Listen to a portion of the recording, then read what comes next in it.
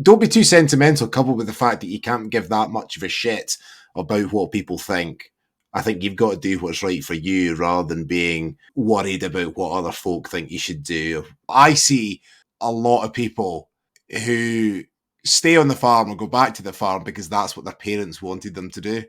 And I don't think that's right. I think you've got to do what you want to do.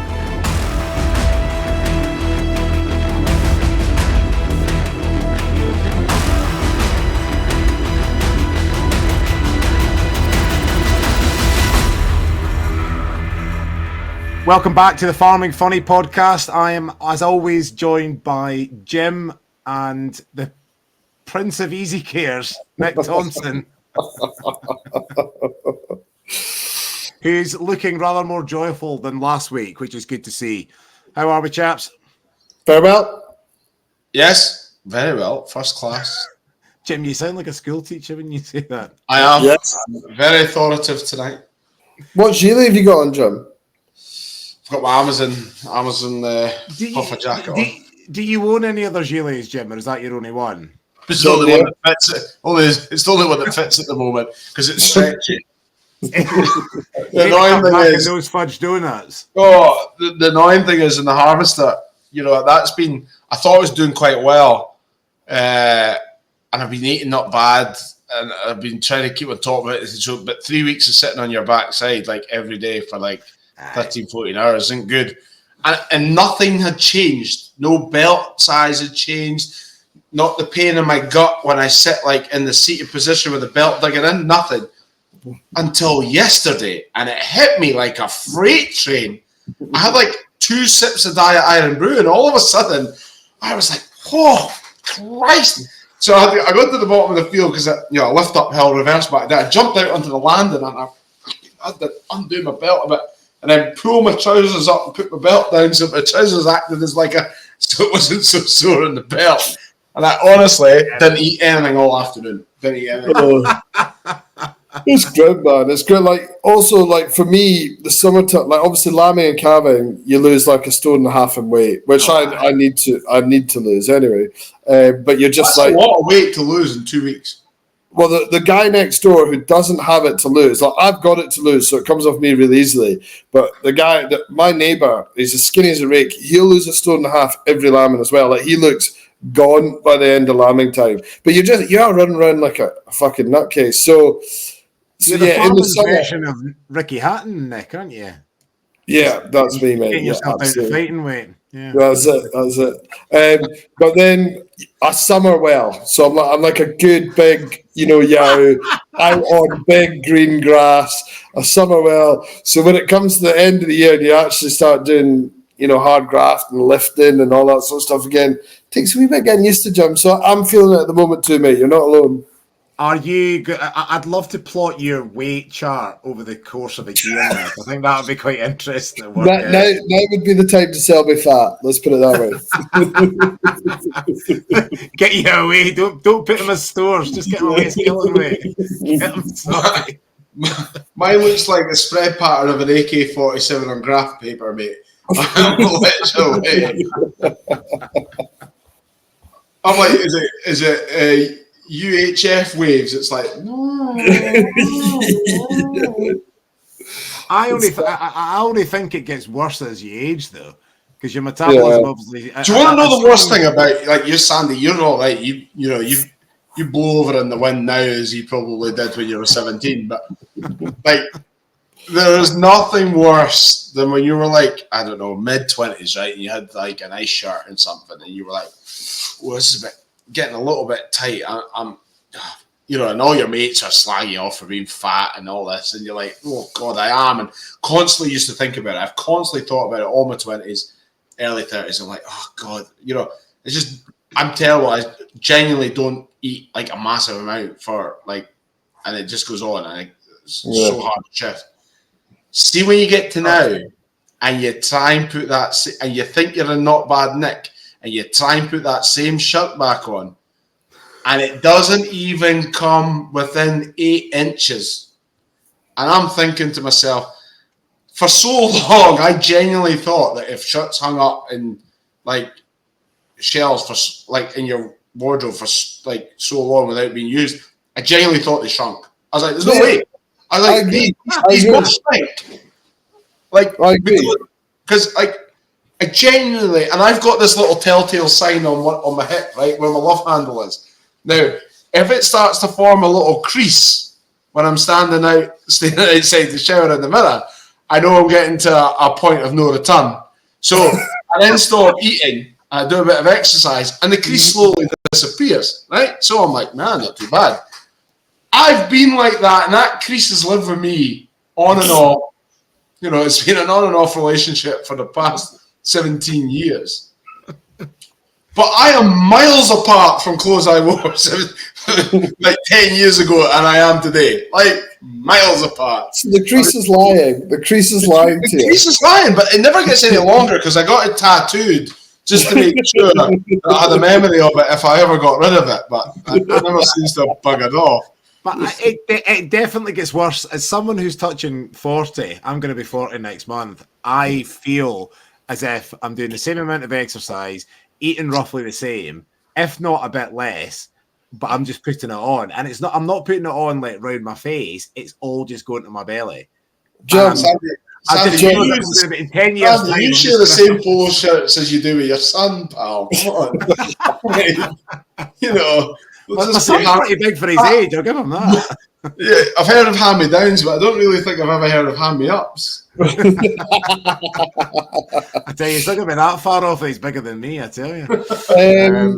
I don't think the post service is working around here. Did you like? I didn't get an invite to your 40th birthday party. Well, I think it must be. Maybe it's gone via Australia, Nick. But on strike, is it? Yeah, that's the one. I'm not doing a party for my 40th. Are you not doing anything nice for it? Well, no. So, Claire's 40 next year in May, so we're going to do a party then, and we'll get the big call up to that, won't we, Jim? Can you imagine the scenes of you there? Ouch! Fair. I'm going to organise it for the 2nd of April, just so he's in the thick of lambing. I'm too busy. How inconsiderate that you ever booked it for a day like this. Oh my God, I'm like the busiest person in the world. Don't speak to me right now. Don't get me started about setting up a tail harvester for 8 weeks last year. For like 8 years. Oh, sorry, I'm in the cab of a tractor again. I'm in the cab of the combine again. I'll have to do the podcast in the combine. Exactly. I can't get Radio 4. That's my biggest issue. Come on, let's just all be honest. Nick was furious that we delayed this podcast tonight by 50 minutes because he needed to do his back. He needed to do his back. It's always you that's late. Just be on time. Exactly. Still grafting. What? You're sitting there in your Adidas t-shirt. I'm going to split this barmy up. As some, it's a good boy, you good chat. Do you know what the problem is here, Sandy? It's because you haven't had a 40th birthday party. You've got us all upset and never taken it out on each other. It's a good job you boys live 100 mile away. Otherwise, Sandy, it would be good to light the fuse and watch them go. Like it would. I don't know if I'm ready for that. I can't deal with that level of conflict. Yeah, Nick, do you think when you walk in on reception, you get a glass of water? With 5 mils worth of whiskey in it. Sandy wakes up and says, "Oh, what a night! I'm so hydrated." This is some chat. Anyway, boys, as someone who's touching 40 next month, what do you wish you'd known about farming when you were 21 that you know now? What 3 things do you wish you'd known back then that you know now that would have made your life easier, your life better? Should we go do one each and keep going round? Yeah, Nick, you go. My biggest one and my favourite one, and it was actually Big Jim that inspired it, and I talk about it all the time, but maybe not about farming, but about business farming, is basically just go for it and deal with the consequences. Like, starting the Easy Care flock. Jim just said you know what, just go and buy it. What's the worst can happen? Borrow the money, go for it. And I did. And now I'm selling, lambs £110 extra. No. So, I mean, that's probably the best thing of like, you don't actually have to listen to what everyone else says. Just have a bit of bollocks, have a bit of bottle and go for it.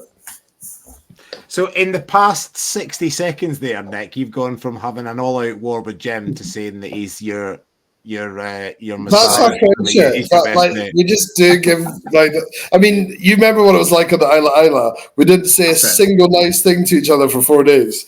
That is true. I'm Nick's version of the Quran. I think we're going to have to edit that out. That's just far too outrageous. That should be the title on YouTube. Depends how you take it. Yeah, exactly. You could take it in the way that it's the only thing he fucking reads and believes. You're going to have to edit that bit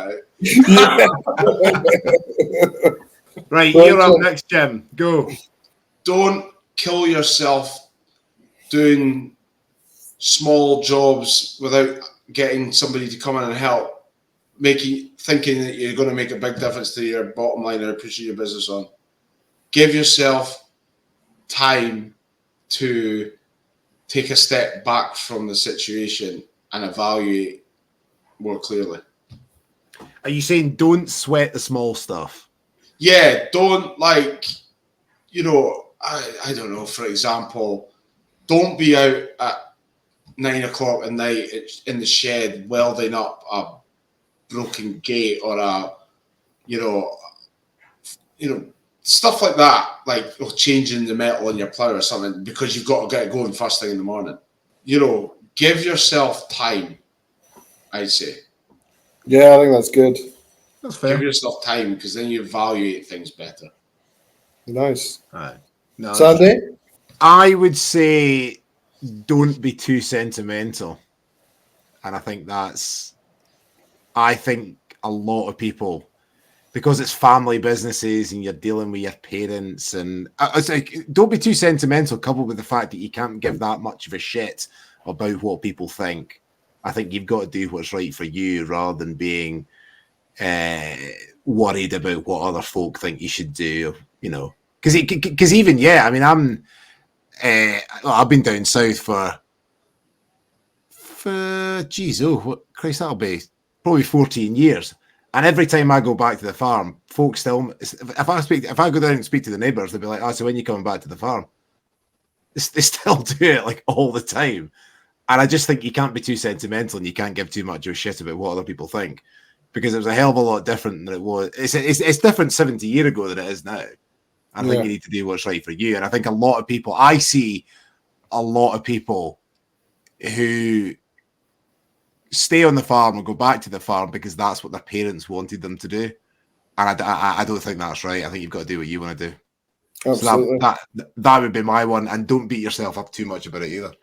My second one, don't underestimate how much power a clean farm has. So, like, it's kind of like the old, clean mind or clean workspace. Like, and also it feels like progress. So, when it's like a busy time of year and like, especially for stock farmers, like everything kind of goes out the window, like you're leaving tools lying around or, whatever it is, stuff builds up, like the amount of cake bags you've got lying around the farm or whatever it is. And then you get to a time of year and you go, now I can rest. That day of just getting all kind of tidied up again. It gives you a kind of reset, a clean brain and space to think again. Just personal one for me. Jim? Be a bit more open to alternative ideas, being a bit more receptive to people's opinions without being defensive. I think that's a good one, actually. Yeah, same. I think people are too quick to do it. Oh, well, we've always done it this way. You should always take on board what people are saying, positively or negatively, and process it in a way that is beneficial for you, rather than Nice, Jim. Nice. He's on fire. But I think you're right. And there's a lot of, we'll just keep chapping on because that's the way we've always done it. yeah. And it holds a lot of folk back. Or you get 10 years down the line, you think, oh shit, I really wish I'd done that. Or I should have done that. Yeah. Should have bought those easy cares. Oh wait, I did. Two saddest words in the English language, if only. Yeah. Nice. I like that song. Sandy? Because the industry is constantly changing the whole time, I think you need to change with it. Otherwise, you're just going to stand still and you're going to fall behind. And I think you need to keep pushing on. And I think you are a pretty decent example of that in terms of trying new stuff and looking at other options, looking at other income streams, utilizing your asset in a different way. I think that's quite important. You need to keep moving forward. Nick? My last one is everyone's going through it. So, when it was pushing down during lambing, everyone was going through it. When John was out doing potatoes for 15 years last season, everyone was going through it. And I don't like as much because farmers are so bad of trying to make your neighbour think that everything's great and you're doing amazing and you've got the best lambs or the best crop or whatever it is. Farmers are really bad at actually being like, fuck, this is shit. And actually, last year when I put out some stuff about how bad lambing was, the amount of comments that got back of people being like, yeah, we're going through exact same stuff. So that's one thing, don't feel like everything's on you and it's just you. I think everyone's going through it. Fair play. What's your last one, Jim? Not that you maybe not believe this, not that I was like this when I was 21, but I think an important one is to treat people how you want to be treated. Speak to people. Oh, nice. If you've got, help on the farm, don't be like this Satan ruler because you'll never get anywhere. You always treat people how you want to be treated and you'll gain the respect and they'll go that extra mile for you. So sometimes you think if there's a quiet hour and they're not doing very much, let them be because you're not doing very much yourself. Nice. But when you need them, they'll be there for you. You're just such a good guy. Just such a good guy. All-round good guy of the year 2018, Jim Fairley. 2017. Sorry, I stand corrected. Sorry, that was the other award I won. 2018 was the good guy of the year. What was the one you won in 18? I thought you were nominated but didn't win. You just went down to the Grosvenor in London and got absolutely smashed. Oh, shots! That'll get him back from last week. I don't even think, Sandy, I'm not going to win. Why did you get down the Farmers Weekly Awards then? Did you win it? Yeah, I won it. Did you? Go and Google it and you'll see a photo of me, a terrible photo of me sitting in front of a digger like this.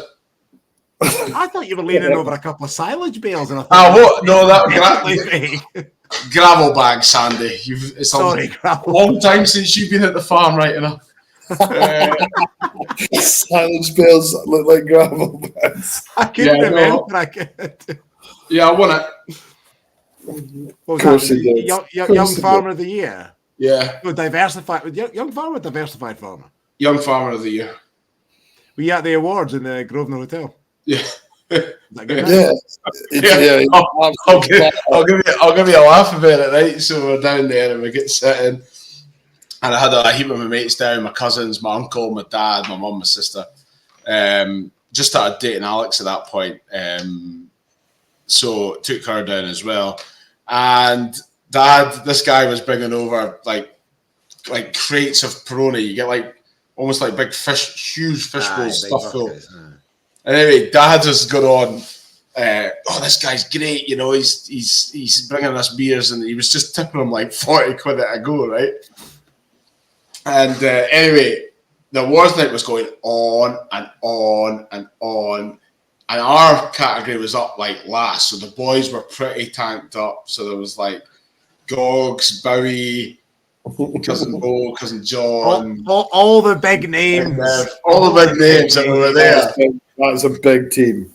And when my sister was so embarrassed at one point, she got up and I went to stand up on the balcony of the Grosvenor until it was my category. and then came back down. Right, and my dad had a big night, and we got to the point. It was all like, as everybody was like winning, there was like, you know, oh, well done. You know, people were congratulating. When my name got read out, my table just erupted. Like one of the boys was like, "Is it us?" And the other guys were like, "We're up!" So everybody was up, and I was pretty flying. I went bounding up onto the stage. I was pouring out my bloody trews. I had my braces on. I didn't even have the right gear on. I had a black tie waistcoat on, and I'm going up. I was going to say these Amazon Gilly on or something. Wrapped my arm around the boy who was presenting them, and I was like, "Thank you very much." Here's this ogre bombing about on stage. So no, it was and then so met everybody in the morning at this. Went and got some breakfast and met everybody. Walk in. Dad's got a bill in his pocket for 390 quid for Peroni beers. So he thought he was getting them free by tipping this boy. Dad thought he was a great lad. But at the end of the night, Mum got slapped with this huge bill for Peroni beers. And I think there must have been about 30 on the table the boys didn't touch. Dad just kept getting them brought over. And he had tipped him as well, so it's double the 300. And I just came in and I just said to Dad in the morning, I said, "You know, Dad, if I hadn't won that last night, you'd be dealing with a completely different animal right now." My mother would have had your neck on a block. Oh, absolutely. Did they tell you were going to win before you went? No. And it was it was a great night. It doesn't go on for too long, but you sat for a long time. Yeah, my experience of award nights is they go on forever. Yeah. What nights have you been to? Well, when I used to run the brewery, I won a couple of awards. I'll tell you, that was one. I went to this Quality Food and Drink Awards one, and I won an award there, and it was right at the end. Honestly, I've never been as bored in my entire life. Like literally, it was like what brewery did you run? What? It was a wee brewery called Savor Beer. Oh, nice. Used to be, but anyway, it was literally like. And the award for the best green leaf salad under £3 goes to Sainsbury's. And then they'd literally get about 40 people from this buying team up on stage, which took about 10 minutes in itself. And then it was the award for the best green leaf salad over £3 goes to Lidl. And it literally went on like that the whole night. There must have been in excess of about 70 awards, and literally like on average, probably about 15 people getting up on stage every time. It took forever. And the award night is sponsored by Lidl, Aldi, Sainsbury's, Asda, Morrison's, Tesco's. I guarantee you, like 90% of the awards went to the big supermarkets. It was absolutely dog shit. But the Farmers Weekly Awards were last week, actually. Yeah. I saw some stuff on socials. It sounded like a pretty big night. I thought you'd have been there, Sandy. Wow. Not your thing. No, he was up in the gantry doing the commentary. I was the boy bringing Peronis to the table trying to get tin for the head. I couldn't find a Jim Fairley though. Do you have to get invited to it, or can you just get a table? No, you can take a table. You can take a table or buy tickets, but I never got offered a ticket. And that could be on this night, lads, next year. Well, my argument to them was, I remember when we had what's the host of the podcast, Sandy? What's his name again? Johan. Johan was one of the judges in my category. Oh, so when they came up, I said, "Look, guys," I was like, "Why do you do it on the 5th of October?" It's when it was with me, or the 7th, or something like that. Easy care, your alarm sale at Carlisle. No way I'm making that, boys. There's still so many people busy. Yeah.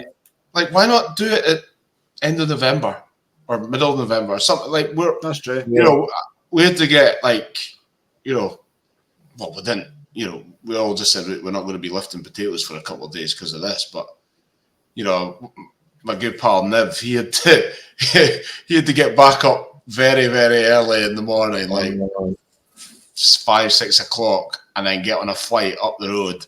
And he was sitting on a windrower for tatties at like 9:30 in the morning. That's painful. Oh. He'd be hanging out his arse. No, just you know, and You're fighting for his life. You think of that come down, you're like, I was skying it up in London like 10 hours ago. 7 hours ago. Now I'm in Angus sitting on a windrower, windrowing tatties. That's a fall from grace if ever I've seen one. Right. Yeah. Anyway, chaps, are we going to call it a day there? Yeah, let's hear your cool new sign off. And that wraps up today's episode of Farm and Thunny. Thank you very much all for listening. It's been a pleasure speaking to you all. And from Nick, myself, and Sandy, we'll see you next week. You stay classy, San Diego.